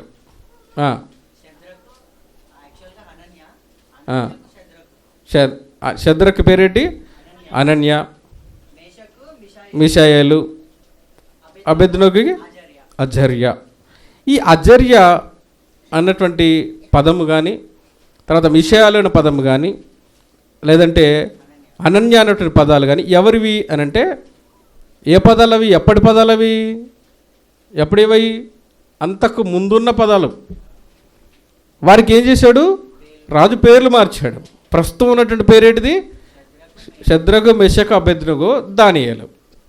వాళ్ళకి అంతకుముందు వాళ్ళు యెరూషలేములో ఉండగా వాళ్ళకు వేరే పేర్లు ఉన్నాయి. అయితే ఆ పేర్లు పెట్టి ఇక్కడికి మార్పించి ఏం చేశాడంటే, ఈ మొదటి అధ్యాయంలో ఈ రాజు ఏదైతే తింటున్నాడో ఆ ఫుడ్ను పెట్టమన్నాడు. అప్పుడు మొదటి అధ్యాయంలో ఏముంటుందంటే, రాజా నీ ఫుడ్ నాకొద్దు. ఇది మొదటి అధ్యాయం. మొదటి అధ్యాయంలో ఏముంది? రాజా నీ ఫుడ్ నాకు వద్దు. ఇది మొదటి అధ్యాయం సారాంశం. రెండవ అధ్యాయంలో రాజుగారి కళ వచ్చింది. ఉదయాన్నే అందరిని పిలిచాడు. నాకు కళ వచ్చిందంటే మంచి కూర్చొని కళ చెప్పండి సార్, స్టోరీ బాగుంటుంది వింటా అన్నారు. ఆయన అన్నాడు, కళ మర్చిపోయాను, మీరే చెప్పాలన్నాడు. మీ కళ మేము ఎట్లా చెప్తావు? చెప్పకపోతే చంపేస్తా అన్నాడు. ఈడెక్కడ రాజరాడు ఆయన. నువ్వు కలగా నువ్వు చెప్పాలి కానీ నువ్వు కళ మర్చిపోయి మమ్మల్ని చెప్పమంటావేంటి మెట్లా అని మనసులో అనుకున్నారు. చెప్పకపోతే అప్పుడు దానియేలు వచ్చాడు. రాజా నీ కళ ఇదే, రాజా నీ కళ ఇదే అని చెప్పేశాడు. ఎవరు? దానియేలు. ఇది అన్నవది. రెండవది. మొదటిది ఏంటిది చెప్పండి? మొదటిదేంటి? కరెక్ట్గా చెప్పాలి, గుర్తుపెట్టుకునేట్టు చెప్పుకుంటే బాగుంటుంది. రాజా నీ ఫుడ్ మాకొద్దు, మొదటిది. 2, రాజా నీ కళ ఇదే. ఓకేనా? ఇది 2. మూడవది, ఈ ఒక ప్రతిమని చేశాడు, దానికి మొక్కాలి, మొక్కకపోతే అగ్నిగుండంలో వేస్తారు. అప్పుడు వీళ్ళు అన్నారు, రాజా నీ బొమ్మకు మేము మొక్కం. ఇది ఎన్నవది? మూడవది. వీళ్ళు చెబుతున్నది ఎవరికి? రాజుకే. రాజుకే చెప్తున్నారు. ఏమని చెప్తున్నారు? ఏమైనా చేసుకో, దేవుడు రక్షించినా రక్షించకపోయినా నీ బొమ్మకి నేను మొక్క అని ఎవరు కూర్చున్నారు? శద్రకు, మెషకు. అది రాజా ఏం జరిగిన నీ బొమ్మకు మొక్కం. ఇది ఎన్నో అధ్యాయం? 3వ అధ్యాయం. 4వ అధ్యాయం. 4వ అధ్యాయంలో మళ్ళీ ఇక్కడ ఏం కలిగిందంటే కళ వచ్చేసింది. ఈసారి కళ వచ్చిందనగా మళ్ళీ కంగారు పడిపోయారు. మీరేం కంగారు పడకండి, కళ గుర్తుంది, బతికించావు, ఇప్పుడు కళ చెప్పు, భావం చెప్తా ఉన్నారు. కానీ భావం చెప్పలేకపోయారు. అప్పుడు మళ్ళీ వచ్చేసి, రాజా నీకు గర్వం వస్తే పోతావు. ఏడిది? రాజా నీకు గనక గర్వం వచ్చిందంటే, ఏమనుకుంటున్నాడు? ఇదంతా నాదే, ఈ కట్టడాలు కానీ ఆధిక్యత కానీ బలము కానీ నాదే అనుకుంటున్నాడు కదా నెబుకద్నెజరు. అప్పుడు ఏమన్నాడు? రాజా నీకు గనక గర్వం వస్తే పోతావు. ఇది ఎన్నవది? 4వది. ఓకేనా? 5వది, ఇన్ని చూశాక కూడా, ఇన్ని విన్నాక కూడా ఒక పిచ్చోడు వచ్చాడు. వచ్చేసి దేవాలయపు మందిరములో ఉన్నటువంటి పాత్రలు తీసుకొచ్చేసి ఏం చేస్తున్నాడు? మందు తాగుతున్నాడు. మందు తాగుతుంటే అక్కడ ఒక మాట వినబడ్డది. ఏంటిది మాట? కనబడ్డది. ఏంటిది? మేనే టేకెల్ ఊఫార్సన్. ఏ భాష? అరమిక్. ఏ భాష? అరామిక్. అది పరలోక భాష కాదు, దేవదూత భాష కాదు, అరామిక్. అది చూడగానే కంగారు పడిపోయాడు. ఏడిది అని అడిగాడు. మళ్ళీ దానిలో వచ్చాడు, రాజా ఈ రాత్రి నీ పని అయిపోయింది. ఏమన్నాడు? రాజా ఈ రాత్రి నీ పని, నీ లైఫ్ ఎండింగ్ అని చెప్పేశాడు. చచ్చిపోయాడు. ఇది ఎన్నో అధ్యాయం? 5వ అధ్యాయం. 6వ అధ్యాయం. ప్రధానులు ఎవరైతే అధిపతులు ఉన్నారో వాళ్ళందరూ దానిల మీద కుట్ర చేశారు. వీడేంటారు బాబు, వీడు మా రాజ్యంలోకి వచ్చి దేవుడు అని ఇంకొకరిని చూస్తున్నాడు, మా రాజ్యంలోకి వచ్చి ఇంకొక నీతిని చూపిస్తున్నాడు, మా యొక్క విగ్రహాలకు కానీ మేము చేసే పనులకు కానీ చాలా దూరంగా ఉంటున్నాడు, మమ్మల్ని లెక్క చేయట్లేడు, పైకి వీడు అందరికంటే బానిసగా వచ్చేసి అందరికంటే ఎక్కువైపోయాడు, కాబట్టి ఈయన ఏ విధంగానే సరే చంపేయాలి అనుకొని ఏం చేశారు? ఏ మానవునిదైనా దేవునిదైనా ప్రార్థన చేయొద్దన్నారు. అవును కదా? ప్రార్థన చేయొద్దన్నారు. చేస్తే సింహాల బోన్లో వేస్తా, అవునా అని చెప్పారు. కానీ దానియేలు చేశాడు. దానియేలు చేస్తే ఎక్కడ వేశారు? సింహాల బోన్లోకి తీసుకెళ్లారు. అప్పుడు ఆయన అన్నాడు, నువ్వేం చేసినా, అవును కదా, నువ్వేం చేసినా దేవుడు సెలవు లేకుండా నన్నేం చేయలేవన్నాడు. ఏమన్నాడు? నువ్వేమైనా చేసుకో, దేవుని సెలవు లేకుంటే నన్నేం. ఇది 6 అధ్యాయాలు. మొదటి అధ్యాయం, నీ ఫుడ్ నాకొద్దు. 2, నీ కళ ఇదే. 3, నీ బొమ్మకు నేను మొక్కం. 4, గర్వం వస్తే పోతావు, జాగ్రత్త. 5, ఏమన్నాడు? మందు తాగుతుంటే రాత్రి నీ పని అయిపోయింది అన్నాడు. అడిగి మరి ఎక్స్పైరీ డేట్ తెప్పించుకున్నాడు. అదే కదా, అడిగాడు, ఇదే నీకు లాస్ట్ డేట్ అన్నాడు, అయిపోయింది. 6, దేవుని సెలవు లేక నువ్వు నన్నేమి. వీటిలో ఏం కనబడుతుంది? అర్థమైందా? ఈ 6 అధ్యాయాలు చూస్తుంటే ముందు మొదటి అధ్యాయులు ఏం చేస్తున్నారంటే, దేవుడు ఒక నియమాన్ని కట్టడని శాసనాన్ని ఇచ్చాడు. ఎవరికి? ఇశ్రాయేళ్ళకి.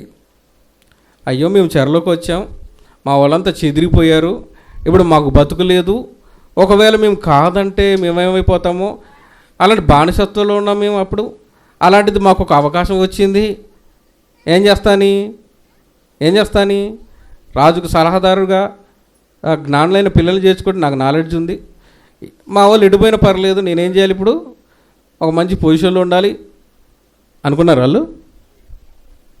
అనుకున్నారా? ఏమనుకున్నారు వాళ్ళు? అపవిత్రమైన భోజనమును మేము ముట్టం, మాకొద్దు. ఇక్కడ మీరు జాగ్రత్తగా పరిశీలన చేస్తే ఇశ్రాయేళ్లకు మాంసం తినొద్దు అని దేవుడు ఎక్కడ చెప్పలేదు. కానీ ఇక్కడ ఏమడిగారంటే కేవలం శాకాహార ధాన్యాలు మాత్రమే ఇవ్వమని అడిగారు.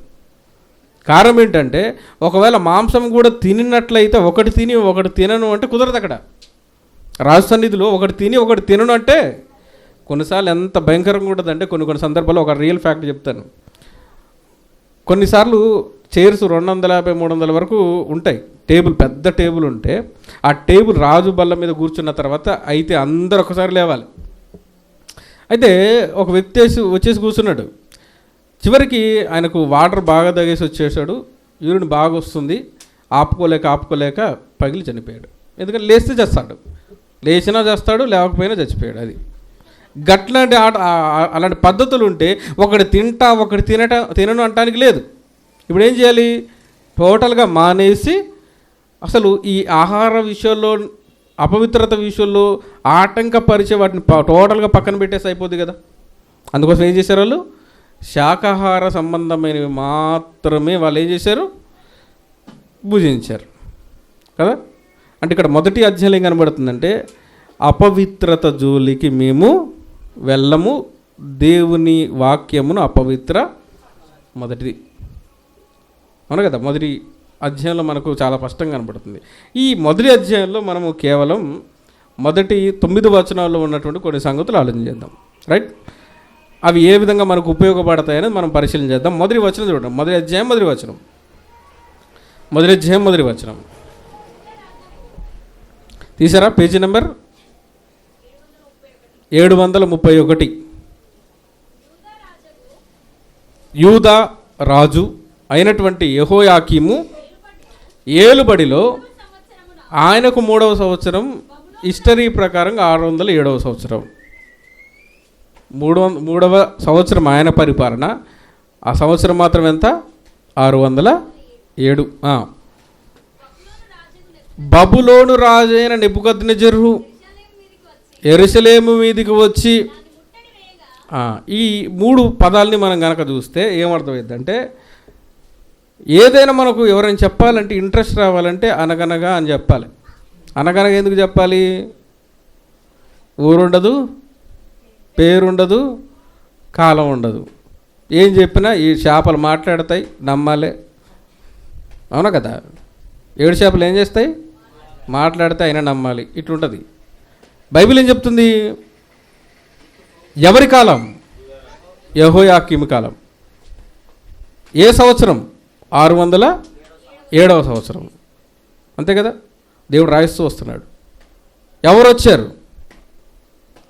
బిచ్చగాడు ఎవరు? ఇక్కడ బిచ్చగాడు ఆయన ఎవరైనా? బబులోను రాజు ఉన్నాడా లేదా? ఉన్నాడు. ఆయన లేడంటే చరిత్ర లేదు అసలు. వీడికి చరిత్ర తెలియదని అర్థం. అంతే కదా. ఎవరైనా బబులోను సామ్రాజ్యం లేదంటే ఏం చెప్పాలి? వీడికి అసలు చరిత్రే తెలియదని. ఎవరు వచ్చారని చెప్తుంది? బబులోను రాజు వచ్చాడని చెప్తుంది, హిస్టరీ చెప్తుంది. నెక్స్ట్, యెరూషలేము మీదికి దండెత్తి ముట్టడి వేయగా ప్రభు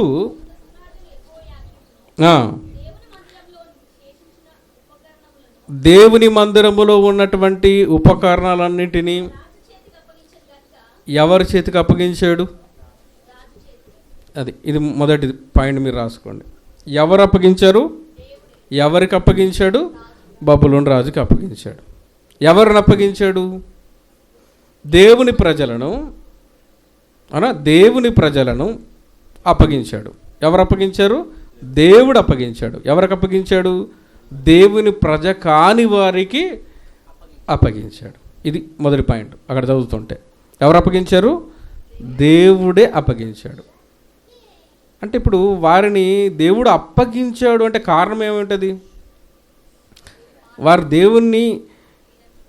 దేవుని యొక్క శాసనాలను ఏం చేయలేదు? అనుసరించలేదు. గనుక దేవుడు వారిని ఏం చేశాడు? అంజులకు అప్పగించాడు.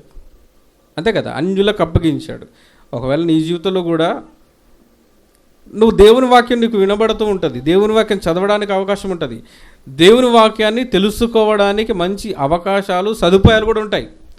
కానీ అయినా సరే మనం గనక నిర్లక్ష్యం వహించి లోకం వైపు మన అడుగులు, మనకు తెలుసు మనం లోకం వైపు అడుగులు పడుతున్నాయని మనకు తెలిసి అడుగులు పడుతున్నా, హెచ్చరిక చేస్తున్నా, ఆ అడుగులు పడుతూ ఉంటే దేవుడు ఏం చేస్తాడు? నిన్ను అప్పగించేస్తాడు. ఏం చేస్తాడు? అప్పగించేస్తాడు, విడిచిపెట్టేస్తాడు. ఇప్పుడు ఎవరు విడిచిపెట్టేశాడు? అవును కదా, దేవుని విడిచిన వారిని అప్పగించాడు. అప్పగించి చెరలోకి వెళ్ళిపోయిన తర్వాత దేవుని పట్టుకున్న వాడిని ఏం చేశాడు? మళ్ళీ నిలబెట్టాడు. దేవుని విడిచిన వారిని వదిలేశాడు, అందులో దేవుని పట్టుకున్న వారిని ఎంతో గొప్పగా దేవుడు నిలబెట్టాడు. అంటే దేవుని విషయంలో ఏం లేదు అక్కడ. ఎవరిలో ఉంది? అది నాలోనే ఉంది. దేవునికి అవిధేయుడుగా ఉంటూ దేవుని వాక్యాన్ని నిర్లక్ష్య పెడుతూ, మనకు వినబడుతూ ఉంటుంది, వాట్సాప్లో గ్రూపుల్లో కనబడుతూ ఉంటుంది, క్లాస్ ఉంది అని, మీటింగ్ ఉందని కనబడుతూ ఉంటుంది. మనం రకరకాల కారణాలు చెబుతూ ఉన్నాము అని అంటే దేవుడు నిన్ను విడిచిపెడుతున్నాడని అర్థం. విడిచిపెడితే ఏమైపోతావు నువ్వు? అది విడిచిపెడితే ఏమైపోతావు నువ్వు? పైకి వాళ్ళు ఏమనుకుంటారు తెలుసా? మేము దేవుని ప్రజలం, దేవుడు అప్పగించారు అనుకుంటారు. చెప్పుకోవడానికి సిగ్గుండాలి.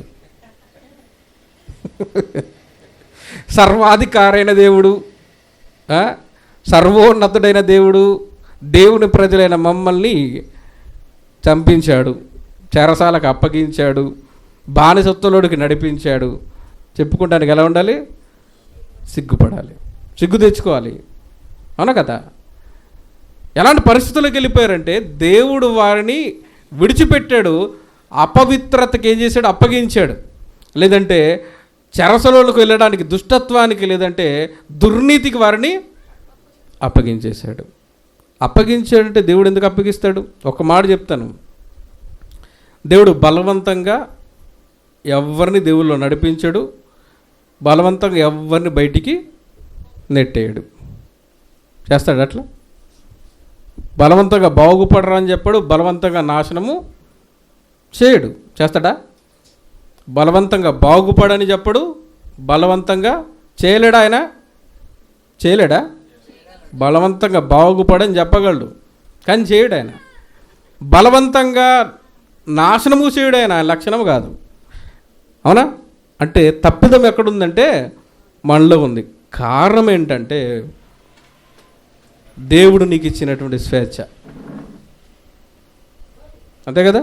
దేవుడు నీకు ఇచ్చిన స్వేచ్ఛ, నువ్వేం చేస్తావో చెయ్యి. ఆ యొక్క స్వేచ్ఛని నువ్వు దుర్వినియోగపరుచుకున్నా, సద్వినియోగపరుచుకున్నా, దేవుని కొరకు నీ యొక్క సజీవయాగంగా సమర్పించుకున్నా, లేదా లోకానికి నువ్వు నిన్ను స్నేహించి వెళ్ళిపోయినా, ఎవరిది బాధ్యత? పూర్తి బాధ్యత దావీదులోకి ఒప్పుకోవాలి మనం. దావీదు ఒప్పుకున్నాడు లేదా? తప్పు నాదే, అందుకే నన్ను హిస్సోపుతోను కడుగు, పవిత్రపరచు, హిమము కంటే నన్ను తెల్లగా చెయ్యి. దేవుని సన్నిధిని కోరుకున్న ఆయన నీ పరిశుద్ధాత్మ నాలోని తొలగిపోకుండా చూడు. అప్పుడు నేను అందరికీ ఈ యొక్క వాక్యాన్ని ప్రకటించి నాలాగా మారకుండా నేను వారికి నీ వాక్యాన్ని ఇస్తాను అన్నాడు. కారణం ఏంటిదంటే విడిచిపెడితే, ఒక్కసారి విడిచిపెడితేనే ఆయన జీవితం గందరగోళమైంది. ఇప్పుడు ఒక మాట చెప్తాను ఏంటంటే, ఎవరికి గందరగోళం అవుతుందంటే దేవుడి రుచిని ఎరిగిన వాడు దేవుడు విడిచిపెడితే అల్లాడిపడతాడు. అర్థమైంది కదా? దేవుడి తోడుతో నడిచిన వ్యక్తి, ఎగ్జాంపుల్ ఒక మాట చెప్తాను. ఒక మంచి సంత ఉంది, రకరకాల చుట్టూ చూస్తే పిల్లలకి ఎట్లుంటుంది? ఇట్టనే పోతుంటారు వాళ్ళు. ఎందుకని? రంగుల రాట్నాలు, బెలూన్స్, చుట్టూ రకరకాల వస్తువులు. ఎట్లా పోతారు పిల్లలు చేయబట్టుకుంటే? పోతుంటాడు. అట్ట పోతున్నాడు కదా. ఎందుకు పోతున్నాడు తెలుసా? ఎందుకు పోతున్నాడు? వేలాడుంది. అది వేలు ఎక్కడుంది? ఎన్ని మెలకలు తిరిగినా కానీ వేలు అక్కడుంది. నడుస్తుంటాడు. సడన్గా ఏమైపోద్దంటే మధ్యలో ఎవడో ఒకడు వచ్చేస్తాడు. ఖాతం ఏమైంది? గందరగోళం. చూస్తుంటే ఇప్పుడేం కనబడుతుంటుంది, బ్లర్ అయిన ఫీలింగ్ వస్తుంటుంది, ఇమేజ్ బ్లర్ అయిన, కళ్ళు తిరిగినప్పుడు చుట్టూ మనుషులు మనం చూసాం మార్క్స్ వార్తలు ఎట్లా కనబడుతున్నారు, చెట్టల్లాగా కనబడుతున్నారు మనుషులు అన్నాడుగా, రూపాలు మారిపోయి కరెక్ట్ కనిపించదు కదా, అలా కనబడుతుంటారు పిల్లలకి. ఇక్కడ స్టార్ట్ అవుతుంది టెన్షన్, అవును, ఇక్కడ ఏడుపు, ఆందోళన, ఎటు పరిగెత్తాలో తెలియదు. ఎందుకంటే ఎటు వెళ్ళాలి, అటు పరిగెత్తి ఇటు పరిగెత్తి ఎటో ఒకటి పరిగెత్తుంటాడు. ఎందుకని? తండ్రి తన చేయిని విడిచిపెట్టాడు. వాడికి తెలుస్తుంది తండ్రి వేలు పట్టుకుంటే వచ్చే ధైర్యం, మనకు తెలియదాయిగా. చాలామందికి ఏం తెలీదు, దేవుడు నీతో ఉంటే ఏం జరుగుతుందో, ఎంతటి ఆనందాన్ని అనుభవిస్తావో, దేవుళ్ళో ఉండేటువంటి ఆత్మీయ జీవితానికి, భరోసాకి, ఎన్ని కష్టాలు వచ్చినా నష్టాలు వచ్చినా, ఈ కష్టం నేను గర్వంగా చెప్పుకునేందుకే దేవుడు నాకు ఇచ్చాడని చెప్పుకునేంత భరోసా ఎప్పుడు వస్తుంది మనకి? దేవుడు నా చెయ్యి పట్టుకున్నాడు అని రుచి ఎరిగిన వాడికి తెలుస్తుంది. అసలు దేవుడు పట్టుకున్నాడు లేదో తెలియదు మనకేం తెలుస్తుంది? అంతే కదా, దేవుడు మన చేయి పట్టుకున్నాడో లేదో తెలియనోడికి ఏమర్థమవుతుంది? వాడిని ఏమంటారు, గాలివాడు అంటారు. వాడు తిరగడానికి వెళ్తాడాడు, అవును కదా. వాడు ఏమనుకుంటాడు, ఇట్లున్నది కాస్త ఇట్లా అని పోతాడాడు. కొంతమంది పిల్లలు ఉంటారు చూసారా, ఏం చేస్తారు, ఇలా ఏలు పట్టుకుంటే ఏం చేస్తారు అనేసి ఉరుకుతుంటాడు. ఎందుకు ఉరుకుతున్నామంటే వాడికి తర్వాత జరగబోయే పరిస్థితులు కానీ, వాడి భవిష్యత్తు గురించి ఆలోచనలు కానీ ఇవేమి గుర్తుండవు వాడికి. అందుకే ఏం చేస్తుంటాడు, మీరు ఏ స్టేజ్లో ఉన్నారో గుర్తు చేసుకోండి. అంతే కదా. మనం ఆ దేవుని సన్నిధి రాకపోతే ఏమవుతుంది, మీటింగ్కి వెళ్ళకపోతే ఏమవుతుంది, ఆదివారం రాకపోతే ఏమవుతుంది, వాక్యం చదవకపోతే ఏమవుతుంది, ప్రార్థన చేయకపోతే ఏమవుతుంది, ఒకరోజే కదా, నెలే కదా, 2 సంవత్సరాలే కదా, అవును కదా అని మనం ఈ మాటలు మాట్లాడుతున్నామంటే అర్థం ఏంటి? నువ్వు పారిపోయే బ్యాచ్, తప్పిపోయే బ్యాచ్. మనం నీ అంతటి నువ్వే ఏం చేస్తున్నావు, తప్పిపోవడానికి పరుగులు తీస్తున్నావు అనమాట నువ్వు. అదే దేవుడు రుచి నెరిగిన వాడు ఎట్లుంటాడు, ఎంత కంగారు పడతాడు. అదే తండ్రి వెంటనే ఒక అర్ధగంట తర్వాత కనబడితే ఎట్లుంటుంది పరిస్థితి చెప్పండి? పరిగెత్తి హత్తుకుంటాడు. ఎంతటి ఫీలింగ్ చెప్పండి, అది ఎట్లుంటుంది ఫీలింగ్ చెప్పండి కదా. అది దేవుని సన్నిధిని అనుభవించి కొద్దిగా దూరం అయితే, అయ్యో నేను దేవుని సన్నిధికి దూరమయ్యానని బాధను అనుభవించి దేవుని దగ్గర అయినాడు, ఇంకెప్పటికీ నేనేమవద్దు, ఆ ఫీలింగ్ చాలా హై. కానీ మనం ఎట్లున్నాం చెప్పండి, ఆ రుచిని ఎరగక, ఆ రుచి మనకు అర్థం కాక మనం ఏం చేస్తున్నాం, దేవుణ్ణి నిర్లక్ష్యం చేస్తున్నాం. ఆ నిర్లక్ష్యంలో మనం ఏం కోల్పోతున్నామంటే, ఇటు దేవుని విడిచిపెడితే ఏం జరుగుతుంది వాళ్ళకి చెప్తే వాళ్ళకి అర్థం కాదు. అది మనం అంటాం, అరే దేవుని సన్నిధి ఎందుకురా కోల్పోతున్నావు, దేవుని వాక్యాన్ని ఎందుకురా విడిచిపెడుతున్నావు, సహవాసాన్ని ఎందుకురా కోల్పోతున్నావు అని మనం చెప్తే వాళ్ళకి అర్థమవుతుందా? అర్థం కావట్లేదు అనమాట. మనకేం బాధ కలుగుతున్నారు, వీడు ఎందుకు ఇట్లా అయిపోతున్నాడు, వీళ్ళు ఎందుకు ఇట్లా అయిపోతున్నారు, రోజు రోజుకి ఇలా అయిపోతున్నారు ఏంటి, వీళ్ళు భక్తులు పెరగాల్సిన వాళ్ళు ఏమైపోతున్నారు, తరిగిపోతున్నారు ఏంటి అని మనకు అనిపిస్తుంది కదా. ఎందుకు అనిపిస్తుందంటే, అలా అనిపించిందంటే కారణం విడిచిపెడితే ఎంత భయంకరమో దేవుని సన్నిధి రుచి చూసినట్టు తెలుస్తుంది. కానీ వీళ్ళకి ఆ సన్నిధి రుచి ఇంకా తెలియలేదు. ఏం తెలుస్తుంది, ఎప్పుడు తెలుస్తుంది? నువ్వు వాక్యం వింటే రాదది. వాక్యం విన్ని అనుసరించి వచ్చినప్పుడు నీ జీవితంలో జరుగుతుంటాయి చూసావు ఈవెంట్స్, ఆ ఈవెంట్స్ అన్నింటిలో, సంఘటన అన్నింటిలో నువ్వు వాక్యం కొరకు నిలబడినప్పుడు నా వెనక దేవుడు ఉన్నాడు నీకు అర్థమవుద్ది. అంతే కదా. అది అర్థం కాకపోతే వీళ్ళు దూరం అవుతున్నారంటే వాళ్ళు అంతే దూరం అవుతారు. ఎందుకంటే ఇంకా 4 ప్రాంతాలు తిరిగి రావాలనే స్వభావం వాళ్ళది. అంతే కదా. సంతలో ఏం చేస్తుంటారు పిల్లలు, పరుగులు తీస్తుంటారు చూసినావు. వాడు ఎందుకు పరుగు తీస్తున్నాడు మనకు భయం ఎద్దు, కానీ వాడికి ఏముండదు.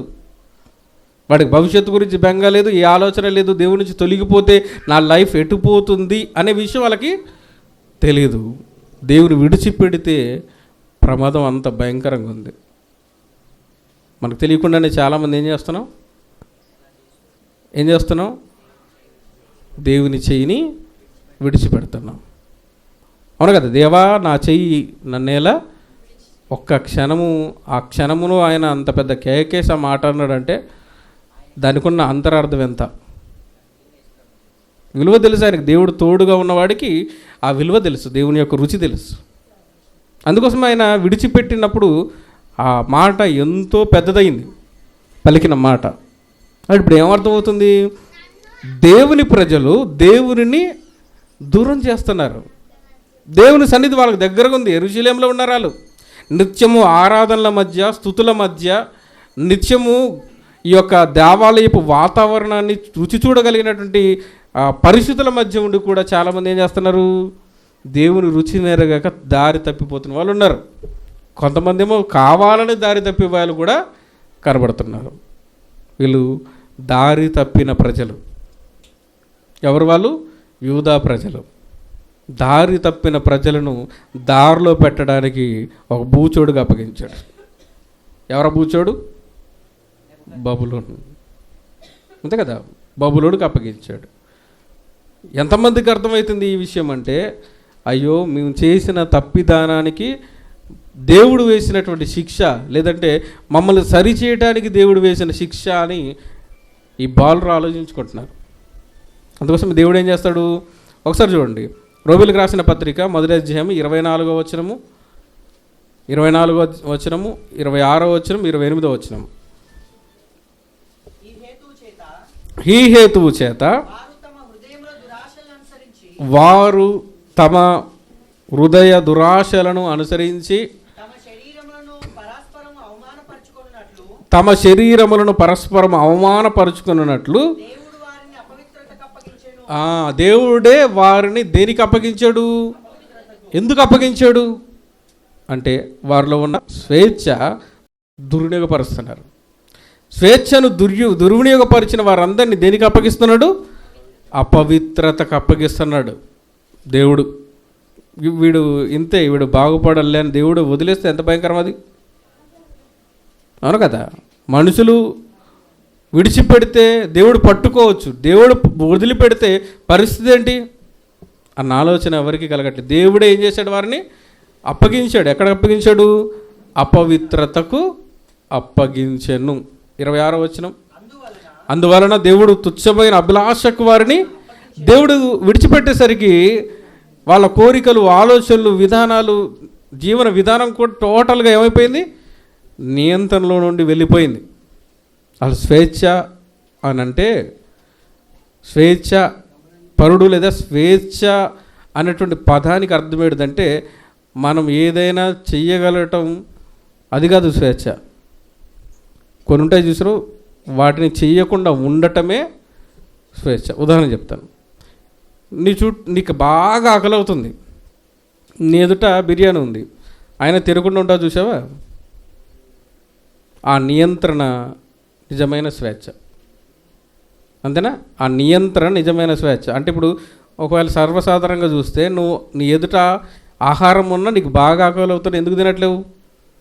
సహజంగా అయితే అలిగుంటావు లేదా ఉపవాసం ఉంటావు. అప్పుడు వాళ్ళని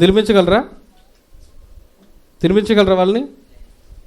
అంటే ఏం చేస్తున్నారు? పాపము జోలికి వెళ్ళకుండా పాప విషయంలో నియంత్రణ కావాలి. అది నిజమైన స్వేచ్ఛ. వీళ్ళేమనుకుంటున్నారు? తమకు నచ్చినట్టుగా చేయడం స్వేచ్ఛ అనుకుని ఏమైపోతున్నారు? దానికి బానిస అయిపోతున్నారు. చూడండి, ఏదో సిగరెట్ అని తాగుతారు, అలా 2 సార్లు రింగులు తిప్పగానే సూపర్ అని వెళ్తారు. చివరికి దానికి ఏమవుతాడు అతను? మరి స్వేచ్ఛ ఎట్లయితే? స్వేచ్ఛ ఏమవుతుంది? నేను స్వతంత్రం చేయాలి. ఏం చేసింది?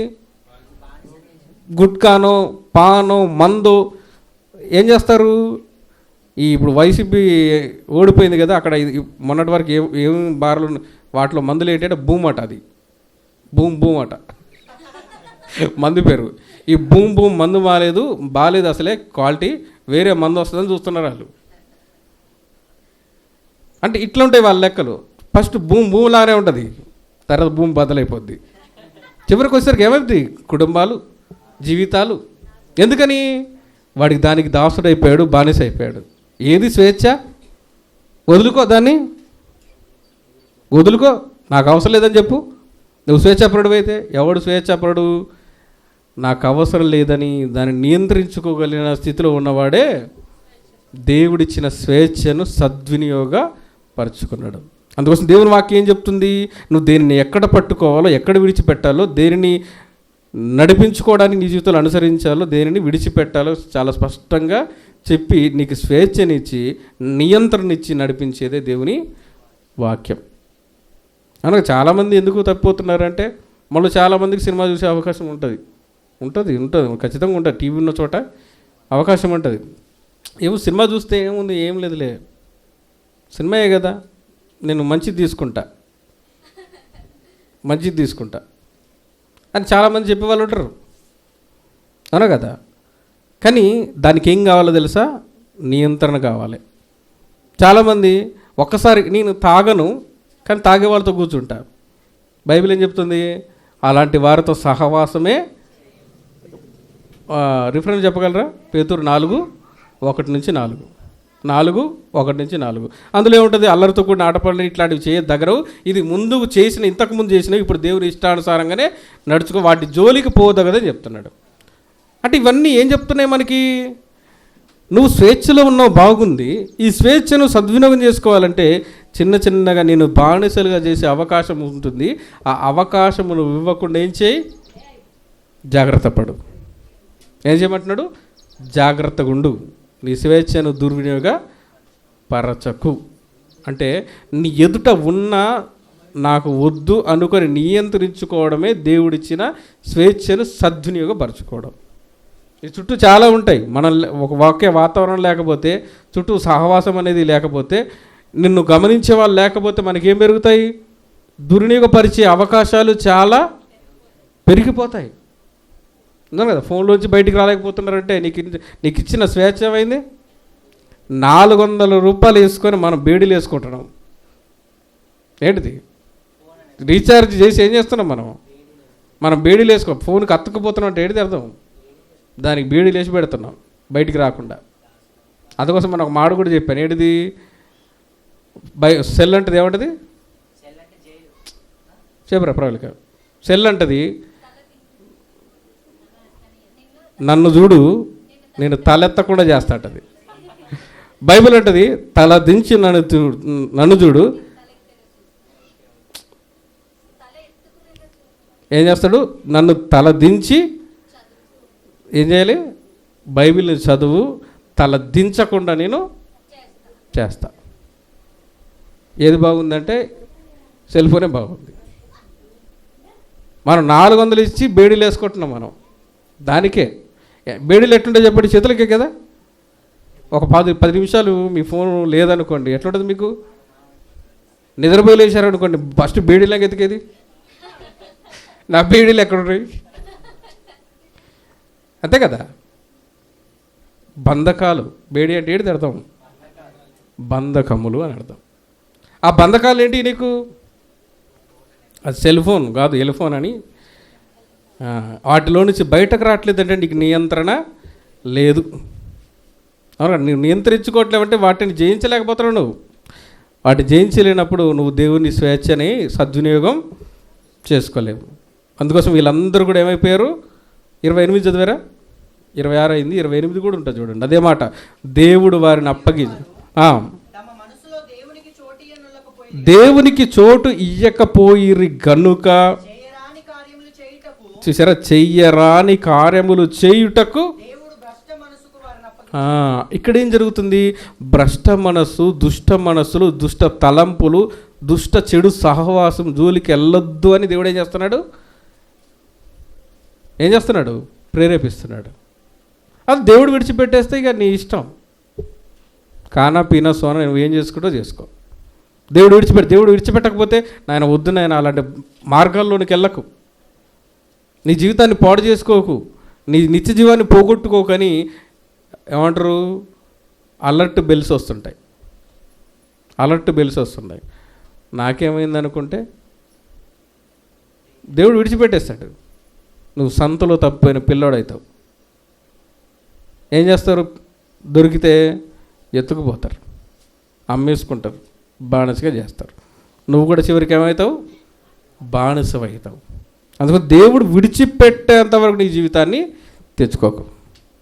ఈ మొదటి వచనం లింగాన్ని పెడుతున్న మొదటి వచనాల్లో దేవుడు విడిచిపెట్టేంత వరకు, నాకొద్దు వీళ్ళు అని అనిపించుకునేంత వరకు అంత రిస్క్ తీసుకోకు.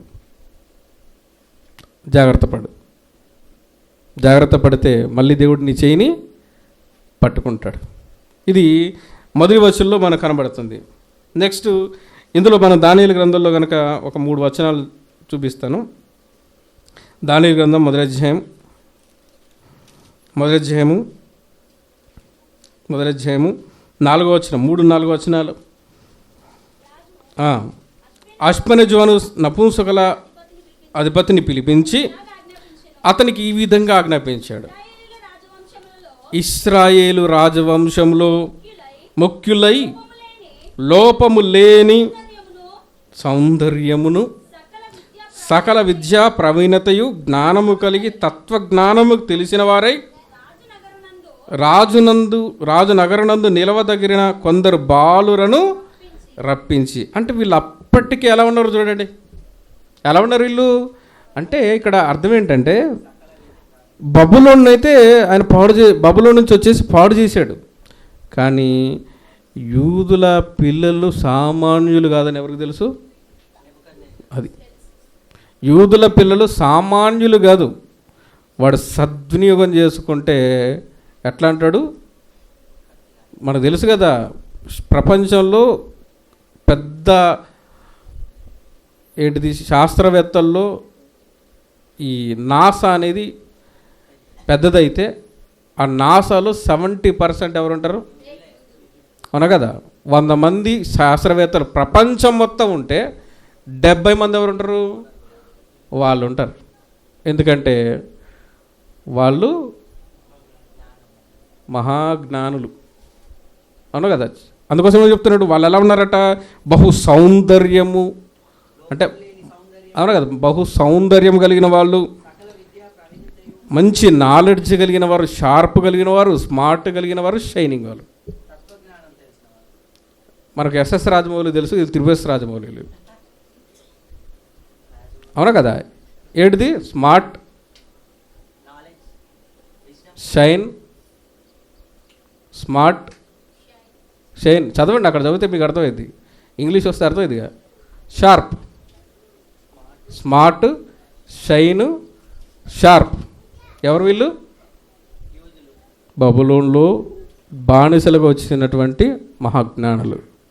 వాళ్ళకు ఎంత తత్వజ్ఞానం ఉంది, ఎంత జ్ఞానం ఉంది అంటే ఈ జ్ఞానం ఎప్పుడు వచ్చింది వాళ్ళకి? ఇక్కడికి వచ్చిన తర్వాత రాలే. అంటే ఆ పిల్లలు ఎట్లా పెరుగుతున్నారు అక్కడ అంటే లోకమంతా అనగా యూద సంతతి అంతా దేవునికి అయిష్టంగా బతుకుతుంటే కొంతమంది ఉంటారు చూసారా, వాళ్ళ మధ్యలో వీళ్ళు ఎలా కనబడుతున్నారు? బహు సౌందర్యము కలిగిన వాళ్ళు కనబడుతున్నారు, తత్వజ్ఞానము కలిగిన వాళ్ళుగా కనబడుతున్నారు, మంచి జ్ఞానం కలిగిన వాళ్ళు కనబడుతున్నారు. అంటే ఈ జ్ఞానము కానీ తత్వము కానీ ఎలా వచ్చింది వాళ్ళకి? బాలుడు నడవలసిన త్రోవను వానికి నేర్పము, వాడు పెద్దవాడైనప్పుడు అందులో నుంచి. అంటే వీళ్ళందరికీ ఎక్కడ వేయబడింది పునాది? చెప్పండి, ఎక్కడ వేయబడింది పునాది? అంటే చెప్పేవాడికి ఇంట్రెస్ట్ లేదు కానీ నేర్చుకుని వీళ్ళకు ఉందన్నమాట ఇంట్రెస్ట్. చెప్పేవాళ్ళు ఎవరు? శాస్త్రులు, పరిశీలు ఉన్నారు చూసారు. అలాంటి జ్ఞానాన్ని నేర్పే వాళ్ళు లైట్ తీసుకొని చెప్తున్నారు. ఇది 2వ కేటగిరీ అన్నమాట. మొదటి కేటగిరీలో మన నిర్లక్ష్యం, విశ్వాసుల నిర్లక్ష్యం. ఇక 2వ కేటగిరీలో ఎవరిది? నేర్పిస్తున్నవారు, నేర్చుకుంటున్న వారికి ఎంత జ్ఞానం ఉంది, ఎంత తత్వం ఉంది, ఎంతటి మాట తీరు అంటే సౌందర్యంతో పాటు వాళ్ళు మాట్లాడే మాట తీరు, ప్రవర్తన, వాళ్ళు ఆకర్షించబడేలా ఉన్నారట ఎదుటి వాళ్ళు చూడగానే. వీళ్ళందరిలో వీళ్ళు కావాలనుకుంటే అందరూ సెలెక్ట్ చేసాడు వాళ్ళని. అలాంటి స్థితిలో ఉన్నారంటే పట్టణమేమో పాడైపోయింది, బోధించే వాళ్ళేమో నశించిపోయారు, బోధ నేర్చుకునే వాళ్ళు ఏమైపోయారు? జ్ఞానులు అయిపోయారు. ఏంటి డిఫరెన్స్? రెండవది ఏంటి డిఫరెన్స్? నేర్పించే వారిలో, చెబుతున్న వారిలో ఏం కోల్పోతున్నారు? ఆసక్తిని కోల్పోతున్నారు. నేర్పించే విషయంలో భక్తిని కోల్పోతున్నారు. భక్తి కోల్పోయి భక్తిని నేర్పిస్తే వాళ్ళకి ఏంటి ప్రయోజనం? అవును కదా. అందుకోసమే ఎవరు కష్టపడాలి ఎక్కువ? ఇంకెక్కువగా మందకు మాదిరిగా ఉండటానికి ఇంకెక్కువ ప్రయాసపడాల్సింది ఎవరంటే మేము. ఇంకెక్కువైన ప్రయాస, వీళ్ళకి ఇంకేం నేర్పిస్తే బాగుంటుంది, వీళ్ళు ఎంతవరకు వస్తున్నారు, దేవునిలో ఎదుగుతున్నారా లేదా, వీళ్ళ పరిస్థితులు ఏంటి, వీళ్ళు ఎంత మట్టుకు వాళ్ళు దేవుళ్ళు ఎదగలిగేందుకు అవకాశం ఉంది, వీటన్నింటినీ అంచనా వేసుకుంటూ ఉంటే సంఘం అనేది ఎదుగుతుంది.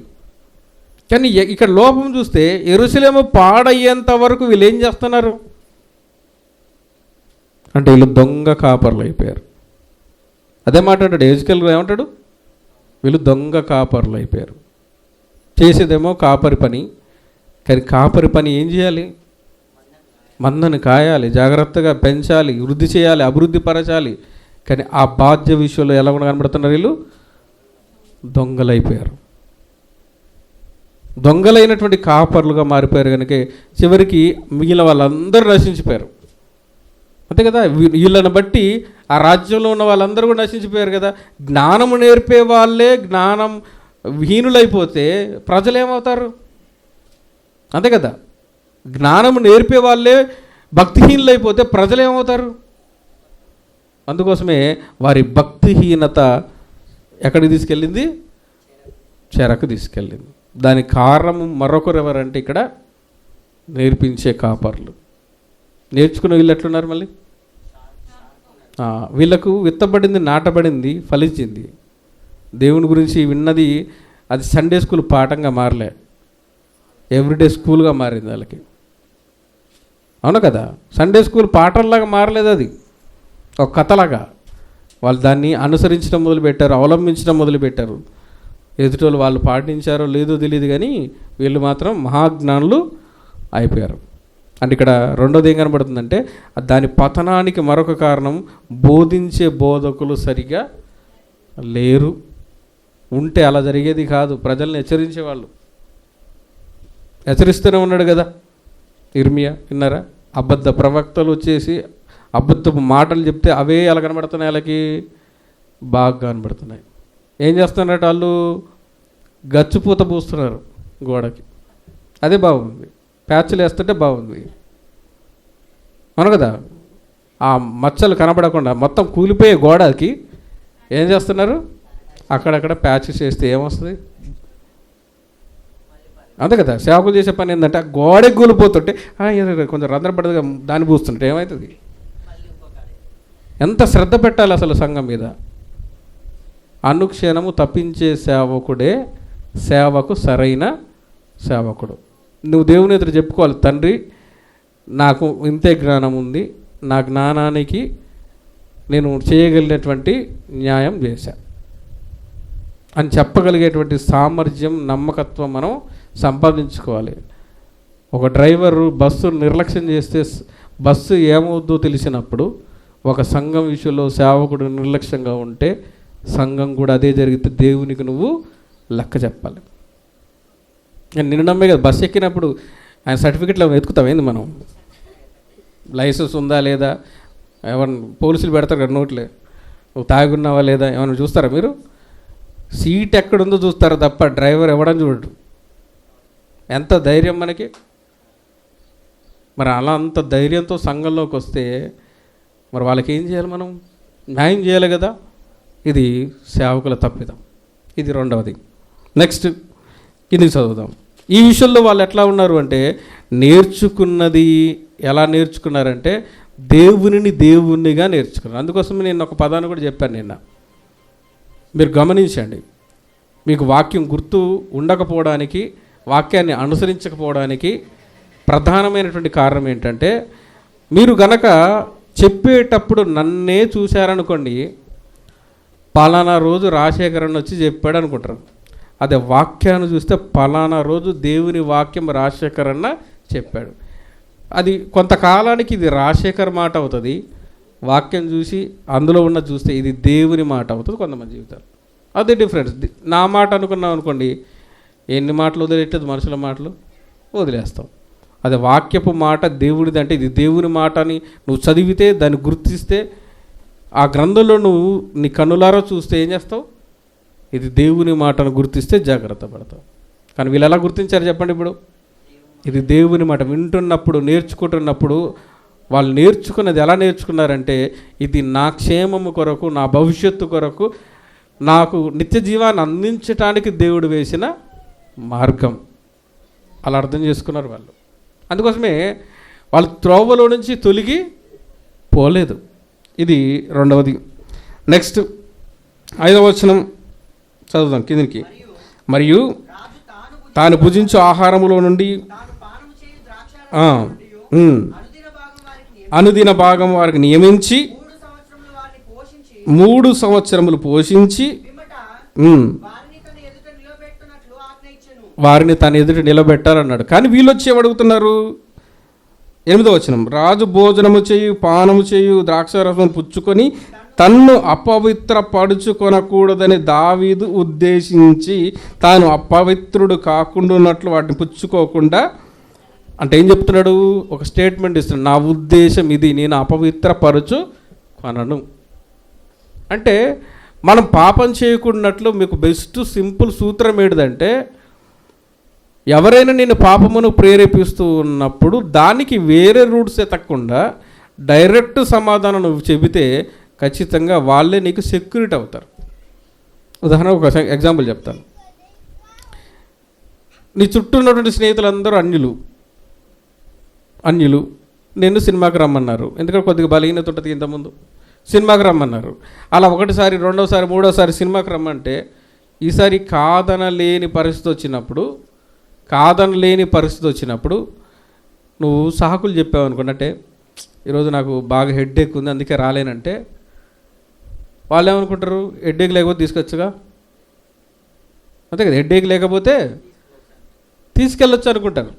అదే డెసిషన్ డైరెక్ట్గా చెప్తే నేను సినిమాలు చూడను, భక్తుడు వచ్చిండ్రా,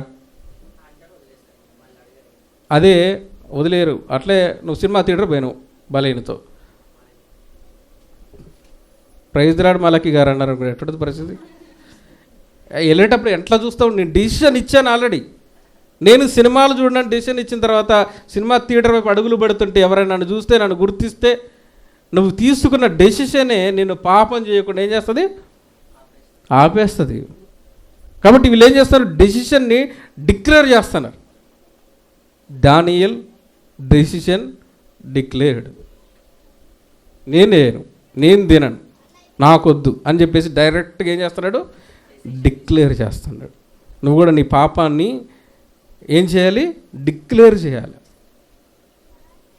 నేను తాగను, ఇక మీదట తాగను, తినను, తిరగను, లేదంటే మొబైల్కి ఫోన్కి అడిక్ట్ అవ్వను అని నేను ఓపెన్గా నువ్వేం చేయగలవు? డిసిషన్ డిక్లేర్ చేస్తే చూసినోడు అంటాడు, మన కూడా చెప్పావు కదా అంటారు, చెప్పింది ఏంటి చేసేది ఏంటి అంటారు, అప్పుడైపోయిందరా భక్తి అంటారు. అప్పుడు ఏం చేస్తాం మనం?